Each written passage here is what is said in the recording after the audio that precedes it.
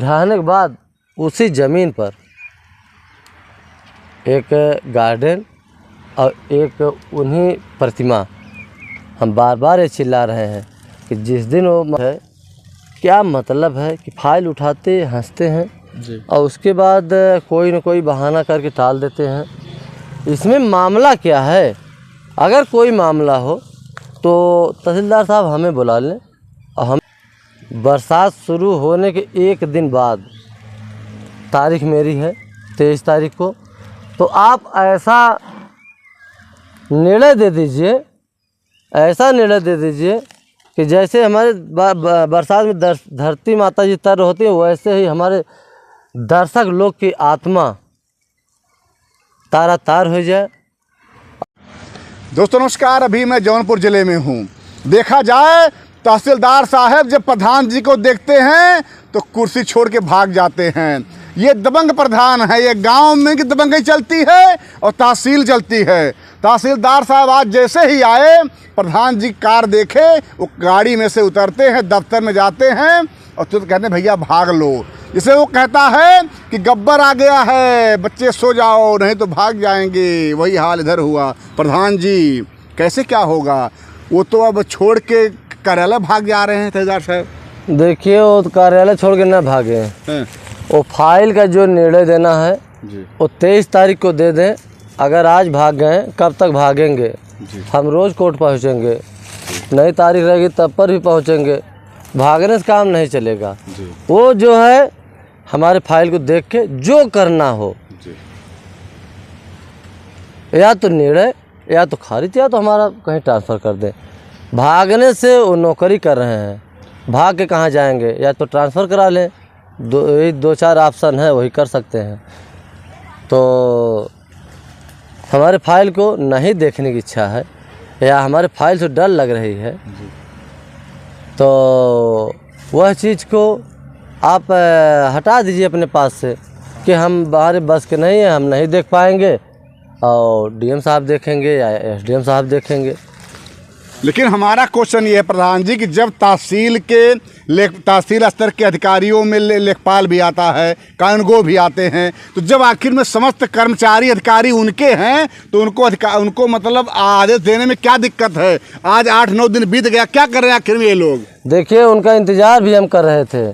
जब वो कहे थे कि स्थलीय हम निरीक्षण करेंगे तो देखिए, लेखपाल का, कानूनगो सबका, मैं उस पूरे टीम की बात कर रहे हैं, राजस्व विभाग की। मैं इंतज़ार कर रहा था कि अगर वो आएँ वहाँ स्थलीय निरीक्षण करें और क्या वहाँ पाएंगे।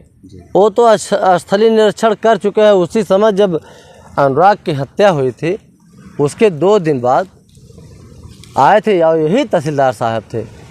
इनसे ये पूरा मतलब बहुत दूर तक नाप रहे थे, तो हम मना भी किए वहाँ पे कि आप पूरा गांव मत नापिए, जितना इनका रकबा है वो नाप लीजिए। अगर आपको चौहद्दी लेनी है तो सामने देखिए चक्रोट लगा हुआ है, संपर्क मार्ग है, और उधर भी संपर्क मार्ग है।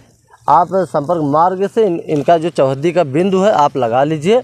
अब पूरा गांव मत नापिए। वो नाप रहे थे 2 किलोमीटर दूर से, बहका रहे थे, तो हम देखिए, हम कहे बहकाइए मत। अगर आपको बिंदु लेना है, चौहद्दी लेना है, तो संपर्क मार्ग आपके नक्शा में है, वहाँ से आप जो है स्केल लगाइए और इधर एक संपर्क मार्ग वहाँ से लगाइए, बिंदु लगा के नाप के जहाँ है वहाँ आप लगा दीजिए निशान। और किए वहीं निरीक्षण कर चुके हैं, स्थलीय निरीक्षण हो गया है।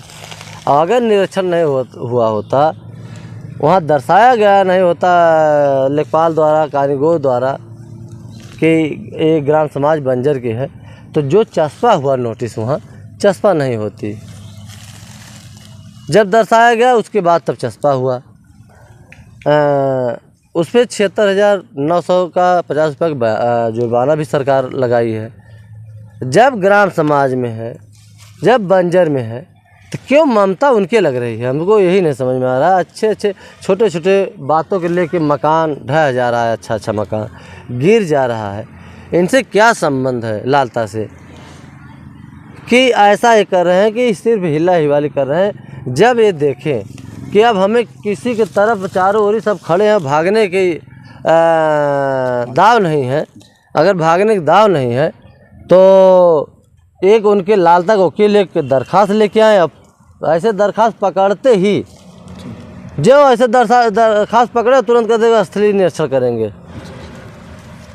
तो ऐसे 2 लाइन लिख के उनके वकील पहुँचते रहें और ये ऐसे एक न एक बहाना करते रहें तहसीलदार साहब, और हम लोग ऐसे परेशान रहे। वैसे मैं बात कहूँगा दोस्तों, ये बात मुझे रोज़ अगर थी, रोज़ प्रधान जी को नींद नहीं आता है, मुझे चैन नहीं आता है। और बात क्या है, बात यही है कि आखिर में उस समय जो हत्याकांड हुआ, गला काटा गया, तो उस समय का तहसीलदार, उस समय का डीएम और उस समय का प्रधान और उस समय का अनुराग के माता पिता, समस्त पूरी ग्राम सभा, सब लोग आज जिंदा हैं, कोई नहीं मरा है।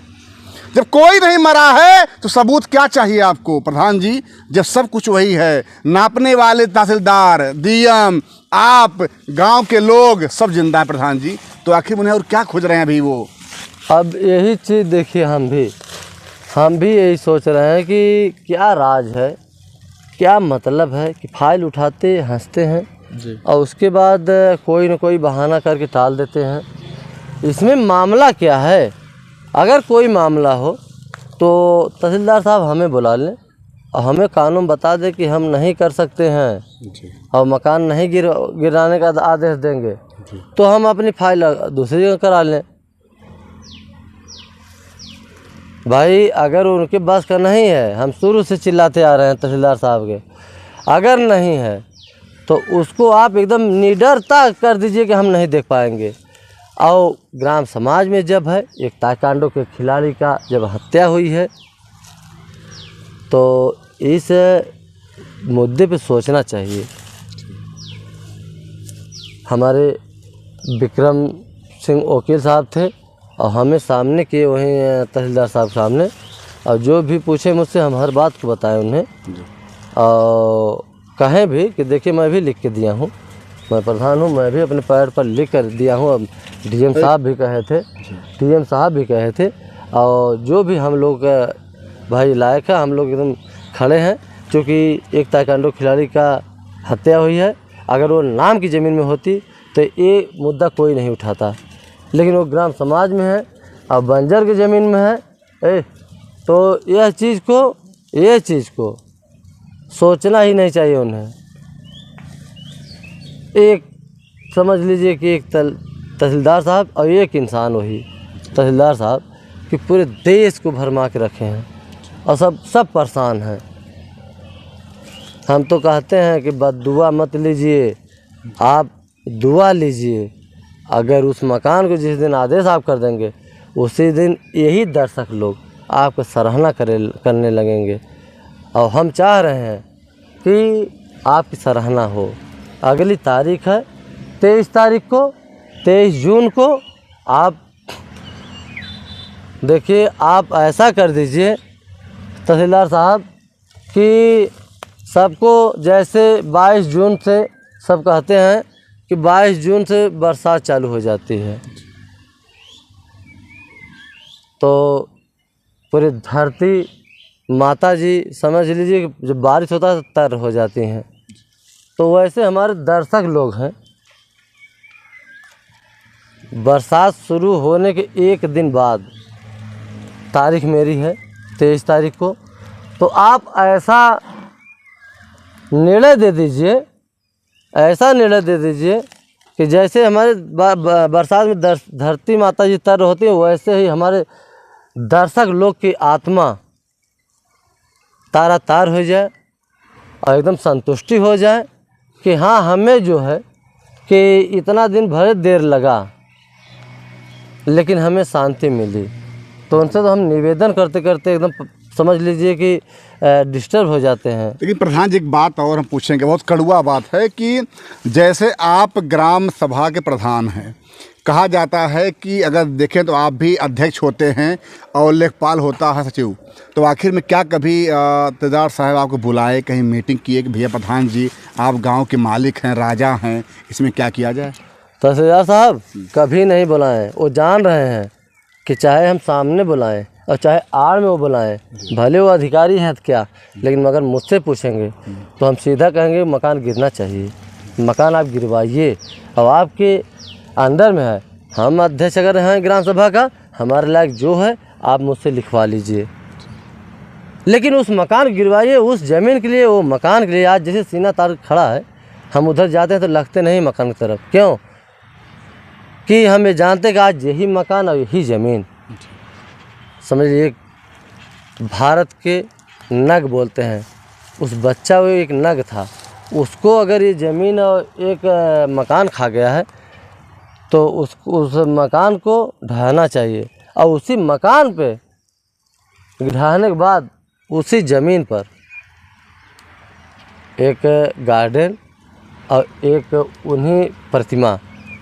हम बार बार ये चिल्ला रहे हैं कि जिस दिन वो मकान गिर जाएगा उसी के कल बिहान भर से वहाँ काम चालू हम करा देंगे। एक गार्डन और एक प्रतिमा, बड़ी सी प्रतिमा की, विशाल प्रतिमा कि लगेगा कि हाँ कोई प्रतिमा बनी है अनुराग की।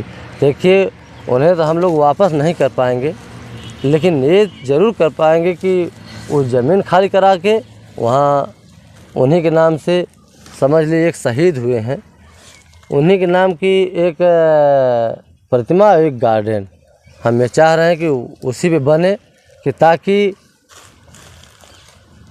उनके माता पिताजी को भाई कोई ला के अनुराग को नहीं दे पाएगा, लेकिन उनको जब जाएंगे तो देखने के बाद ये तो सोचेंगे न चलिए मेरा बच्चा ज़िंदा है। और शाम को अपन दिया बत्ती वहाँ करेंगे, उन्हें थोड़ा दिल में हरदम जब तक ज़िंदा रहेंगे तब तक शांति रहेगा। प्रधान